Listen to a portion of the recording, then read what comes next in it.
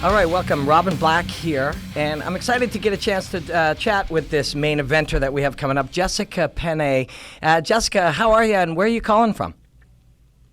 I'm great, thanks. I'm actually in the car on my way to strength and conditioning. Oh, cool. Are you training down at Alliance still these days down in California?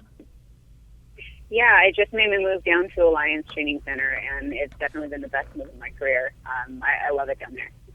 Tell me what skill development looks like down there. So, you know, it's been 6 months since you fought last. You've had time to develop some new tools and sharpen some weapons and stuff. What does a typical week of skill development look like for you? Oh, wow. I do boxing, kickboxing, wrestling, jiu-jitsu, judo, strength and conditioning. I've really had an amazing opportunity to work with some great people and refine some skills and learn some new stuff. So I'm very excited to get in the cage and show what I got. When people talk about Alliance, often they will mention Dominic Cruz and his footwork and his movement, and you see that kind of carry on to some of the other fighters. Is that something that has been a huge element that's added to your game, that ability to kind of move in on different angles and combine footwork with your striking?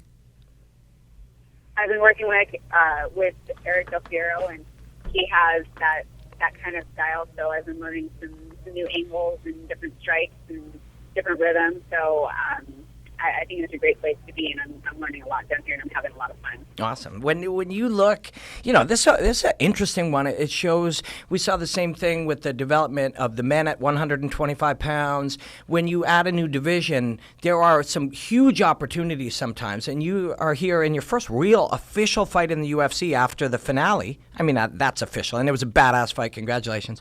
But and here you are fighting for a title over in Germany. That's got to be amazing, and the understanding that if you have a great 25 minutes or less, you're the UFC champion, has got to be mind-blowing.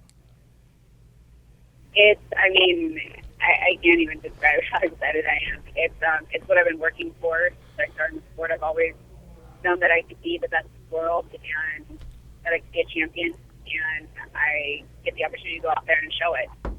You actually go into this with more experience, more applicable experience than Joanna, who is currently the champion. How do you use that? How do you make that a big focus and a big feature of how this fight unfolds? I definitely use that to my advantage. While she's very well accomplished in Muay Thai, she's a great striker. She's a very tough girl, but I'm very tough, and I've been through big fights and on big stages before, so I'm very comfortable being the main event, and I'm very comfortable fighting for the title. And I'm very comfortable going into enemy territory, so it should be a really great experience.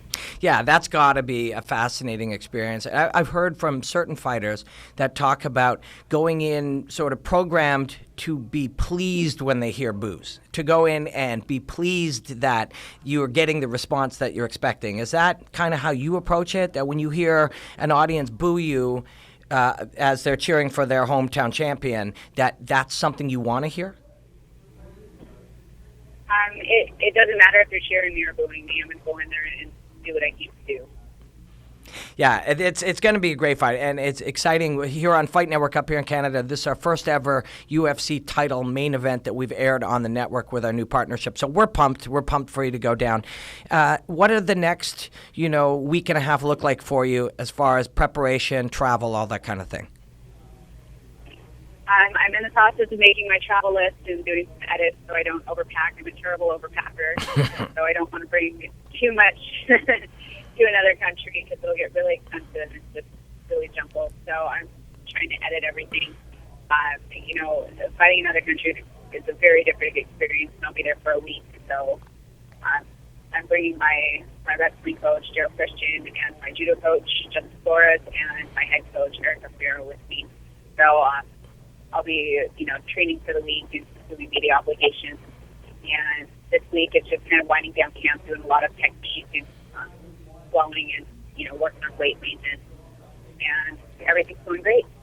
When you started down this path of fighting, getting to travel, maybe see the world, go on incredible adventures, learn new skills, test yourself, those were all valid things that were in front of you. and you still get to do all of those next weekend in Germany, but you also get to fight for a UFC title in a main event. Is that something that actually seemed possible when you started in the sport? I mean, it's hard because, you dream of those experiences. You dream of being on a huge stage and fighting for world titles. But where the sport was for females, even a few years ago, it was a dream, and I didn't know if it would ever be realized. And it's a dream come true to be able to fight on this big of a stage for this organization. Get to travel and do what I love every single day. It's amazing. Amazing thing, and I'm just really happy at where I am. Well, here at Fight Network, we hope that you just have the greatest experience and go in there and feel everything you want to feel and come back with your win and bring it back to your team. And go and enjoy every second of it. Thanks so much for joining me and chatting.